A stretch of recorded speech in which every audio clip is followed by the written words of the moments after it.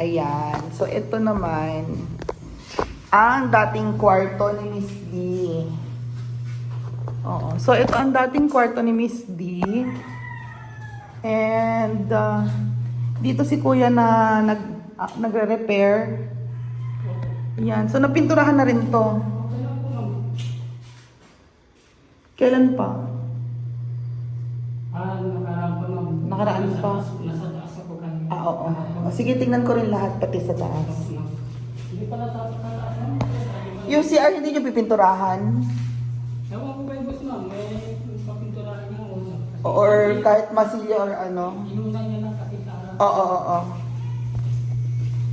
Okay na to. At least meron ano. Bago na naman pintura. Ito wala no, winashing niya lang to. No? Wala namang pinalitan. Kasi ayan. So ngayon, nasa second floor na tayo. Since ito na po ang nabago. Hala. Oo nga. Ito nga pala yung dati kong apartment.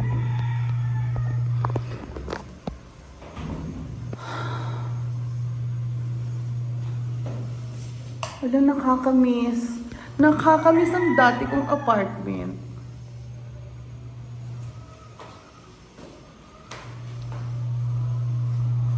Dito ko, madaming boyfriends.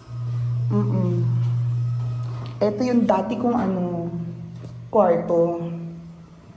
Huh? Hala.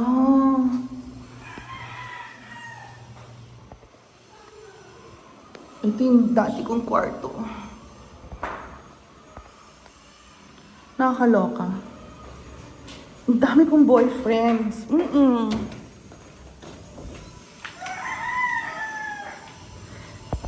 Tapos, eto naman ang kwarto nila. Kel brand. So, marami pa actually ipapagawa dito. Pero, ito yung dati nilang kwarto. Dito dati nagjajakol sila Dominic at saka sila Arvin. Diyan sila jakol ng jakol. Ito, diba? At least, bago na ang apartment. Ito ang social climbers. Reko. Hala. Diba? Dito yung dating bahay ng social climber squad.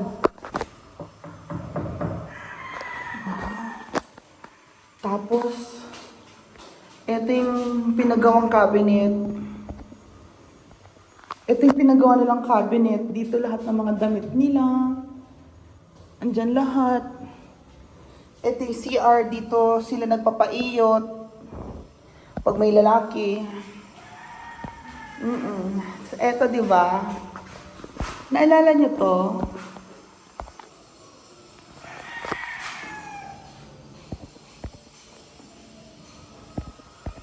Yan yon.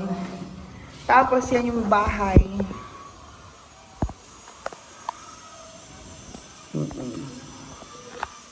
So, eto na. Eto na rin. Diba? At least, napa-renovate na siya. Ng bago. Bagong-bago na siya na renovations. So, medyo maulan. Tsaka, tignan niyo po ito. Papalitan to, babaguhin to eh. Or aayusin. Pero gusto kong makuha tong ilaw ko ito. Kasi akin yan eh. In-order ko yan. Dahil tignan mo meron ng magiging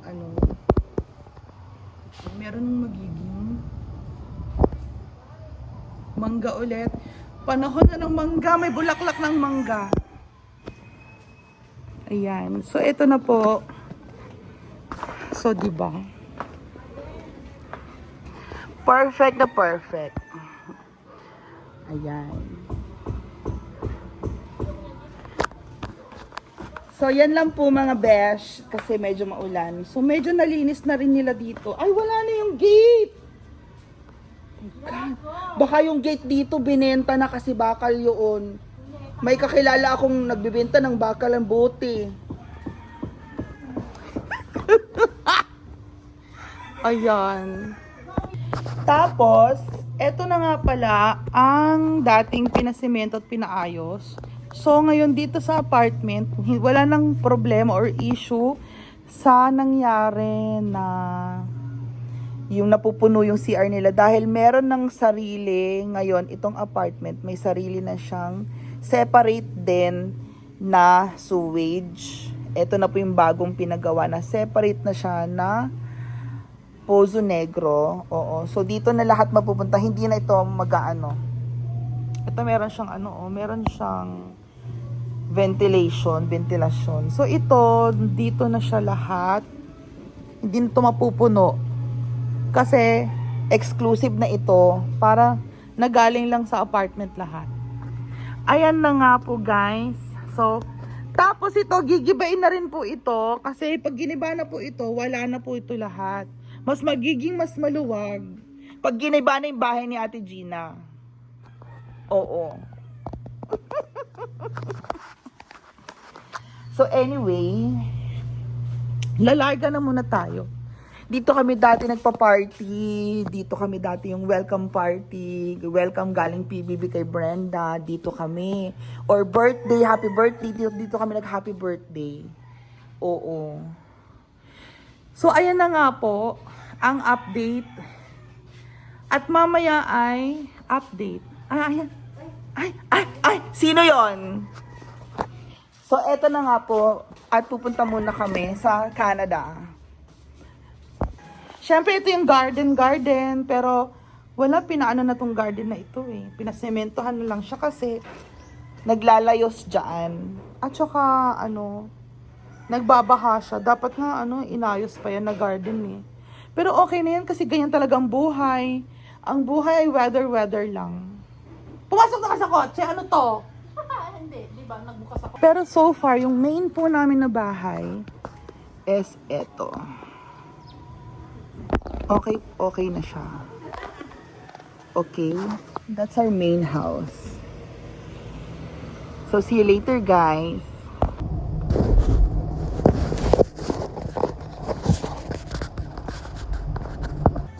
Hindi po. Bago na ito. Pero ito, ang ginawa mo dito, na winashing mo.